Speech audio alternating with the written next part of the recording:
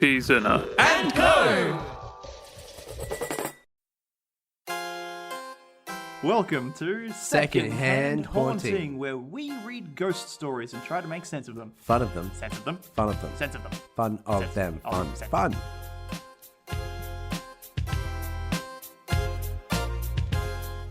Hey, Ollie. Hey, Callum. Last episode, you said that you wanted to get a Bloody Mary story in, right? And I think you were just thinking of the ghost in the mirror. I was actually thinking of the cocktail. Okay. But the ghost in the mirror must be the influence behind the cocktail, right? So it's a... Yeah, maybe. Who knows? We jumped into the category of royal hauntings or something, right? And I just randomly picked the Talbot Hotel in Oundle, and we've now opened the book to that page, the book being Haunted Inns by Marc Alexander. And the actual title of this story is Mary, Queen of Scots at the Talbot Hotel. So we may in fact have a Bloody Mary. Lols. We did not plan this, listener, but I appreciate it. The Talbot Hotel at Oundle in, Northamptonshire, that's an easy one, is haunted by the sorrowing spectre of Mary, Queen of Scots, although she never stayed at the large Creamy Stone Inn during her lifetime. Okay. The tragic Mary, the endlessly popular character with novelists, has been imprisoned in nearby Fotheringay Castle. To trace the cause of this, we must go back to 1567, when her despised husband, Darnley, was killed by a gunpowder explosion in a small mansion at Kirkerfield between 10 and 11 on the evening of 9th of February. All right, we're front-loading this one with some context at least, so I'm vaguely aware of Mary, Queen of Scots. Didn't know she had a husband called Darnley. She may have been murdered by her sister, Queen Elizabeth I. If I have any of those names, dates, places, or people wrong, feel free to send us an email at secondhandhaunt@gmail.com. That's 2ndhandhaunt@gmail.com. I feel like Darnley learned not to play with fire or fireworks or gunpowder. But, just to play with fire. Or the affections of his people. You got to make some enemies to get exploded, right? Well, I was kind of reminding me of these, matchbox bombs that I used to make as a kid. What? Yeah, it's... The more I learn... What you can do... Hang on. Should we be leaving it there? Okay. I don't think we need to describe to our listeners how to build homemade explosives. Okay, so basically I built homemade explosives Uh-huh. and then detonated them, and it was quite fun. I bet it was. But Never. admittedly, looking back on it, it was also quite dangerous. Yeah. You might have ended up exploded and haunting a creamy hotel. Unfortunately not. Could have been an interesting eternity. Well, it would be a shame because you wouldn't be here to do this podcast with me. I don't know how sad you would all be. Very. There was no doubt that the blast was engineered by Earl of Bothwell, who had latterly been a great favourite of the Queen. Okay, so the Queen likes the Earl, so the Earl blows up the Queen's husband. I mean... Hell yeah, 1500s. So, you think he was looking to get some Queen? Just, Get some Queen action? yeah. Quite probably. At least a Quite date? probably. So, single now, I hear. I mean, she ends up dead at the end of this story, so let's see what happens. Rumours swept the country that she had not been unaware of the plot. So she's like, hey, Earl, can you go explode my husband and you can get some Queen? Get some Queen. A few months after the assassination, Mary wed Bothwell. He got some Queen. Now universally regarded as the murderer of her husband, the King of Scotland. A title he had received through his marriage to her. He was not the king, he was merely married to the Queen. I'm just learning some great history now. Yeah, come for the haunting, stay for the history. Boom. On 24th of July, I assume still of 1567, she was taken... Wow, hang on, so... Wow.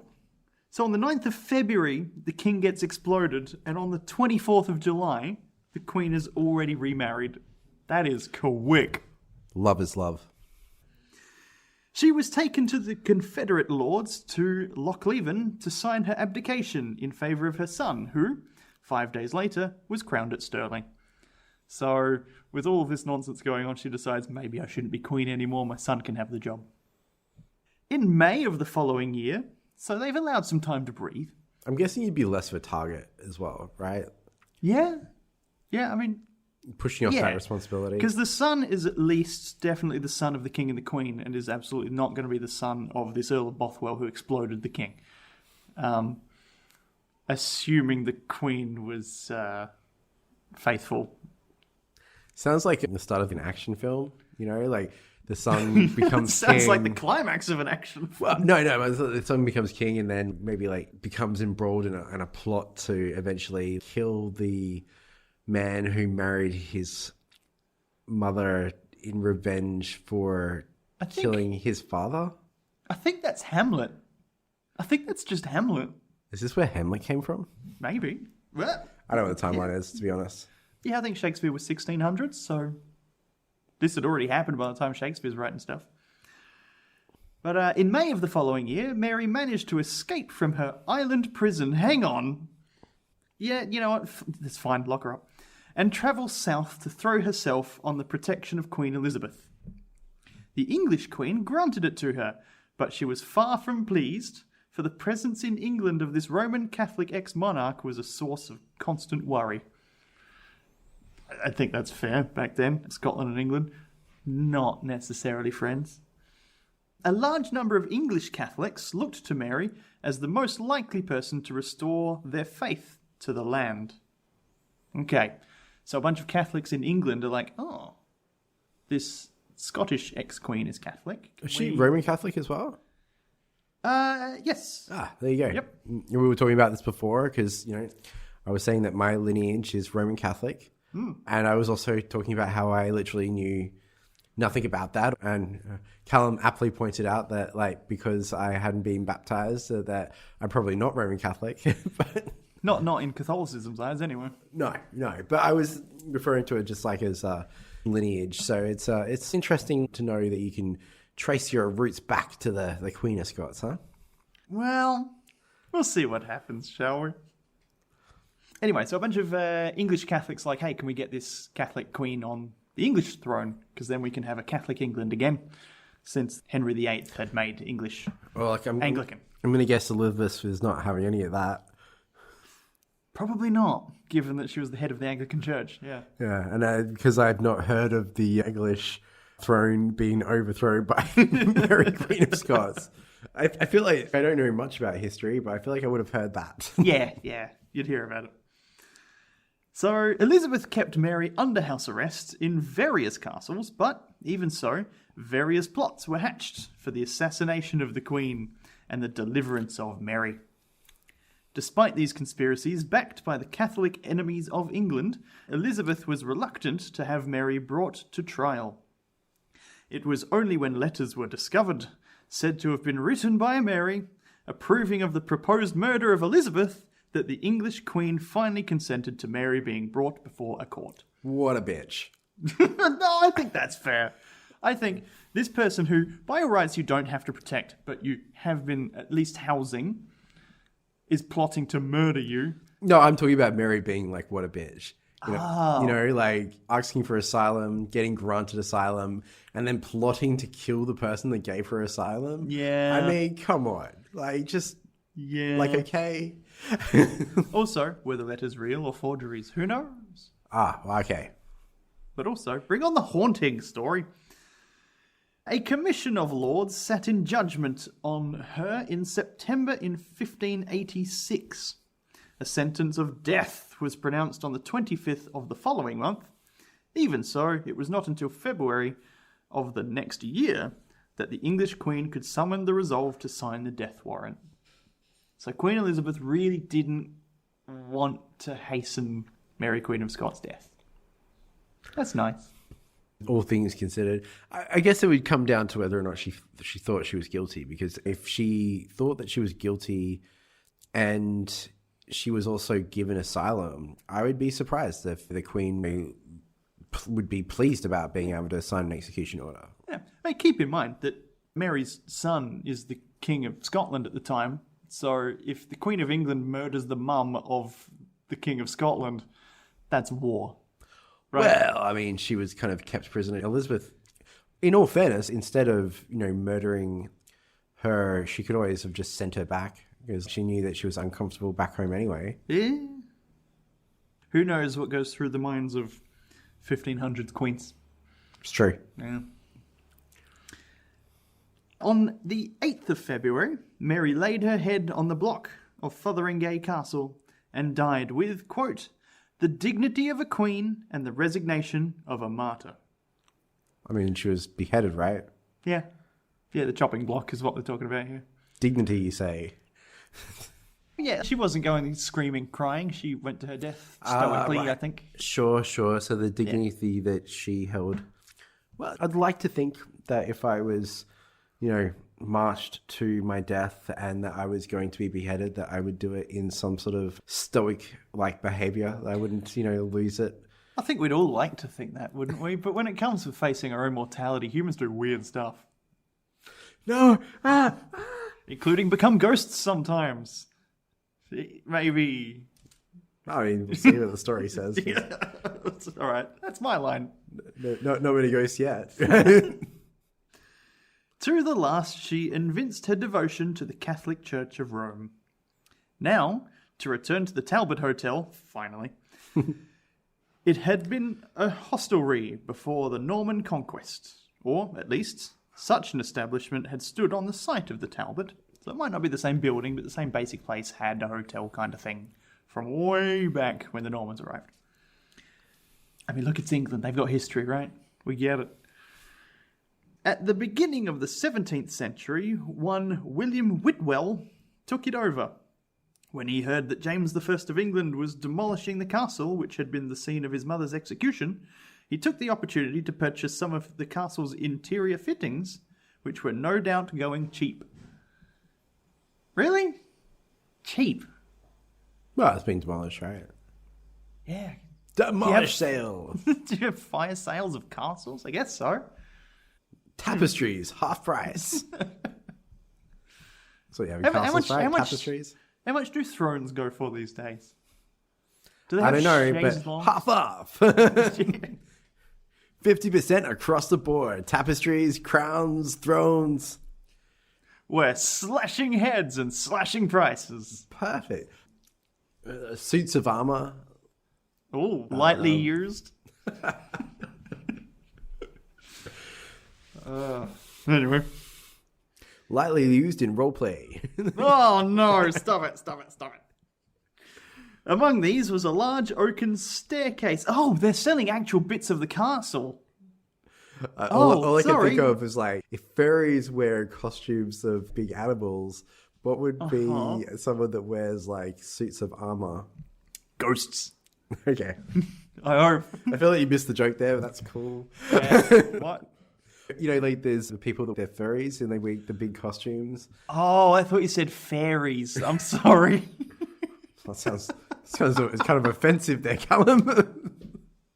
Depending on your meaning. Like, I'm thinking like Shakespearean, like fairies, Puck and stuff, who are like fairies in the shape of No. like, I half-goat people. was more thinking like a suits of armor sexual fetish. Oh, no. Yeah, but it's good royalty. The aristocrats. I think they could call them like chinks. Now, that's offensive. Like chinks of armor, like Chinks in armor? No, we got to stop. This has got to be cut. you were taking that to a place where I was not taking it to. I was talking about some harmless sexual deviancy. Oh, no.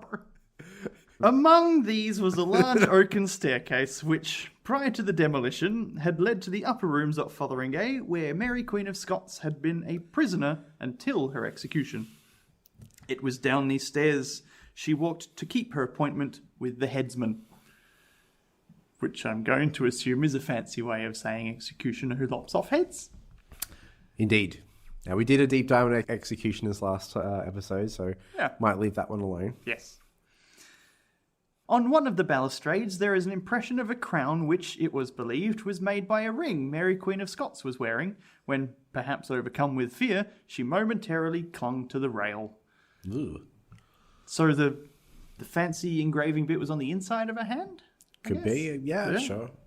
Ring was around the other way. Yeah. Or it's just such a fancy ring, it's got engravings everywhere. I imagine that would be rings, yeah. Yeah, she was a queen, right? Yeah, sure. Local legend has it that the phantom of the Scottish Queen followed the staircase to the Talbot, and that room 5, which stands at the top of Fotheringay Stairs, is a haunted room. Ooh. Sudden and inexplicable drops in temperature, here's that temperature again, have been reported. God damn it. Have been reported by visitors staying in the room, while others have described hearing mysterious footsteps. Others have heard a shrill, eerie sound, rather like a woman singing, though perhaps keening would be a more apt description. What is... Yeah, like a bird, right? Birds keen? What else does keening mean? I have no idea. Huh. I was going to try and do like an impression of a bad singer for a second.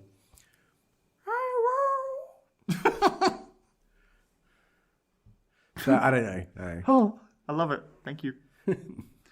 So again, we've got a drafty room, footsteps in an inn, Sorry, and a bird. I feel like I could do something better. Was that, hello, is this me you're looking for? God. I honestly thought you were going to do a Freddie Mercury there for a second. What, like I see a little silhouette over a man? Yeah, sure. If you like. I don't know if I can do it. Look, any... See a little silhouette over a brain. Scaramouche. So you do the right. Yeah. I mean, it's hard to remember the words, to be honest. Yeah, look, it's fine. Any Queen song would do. Oh.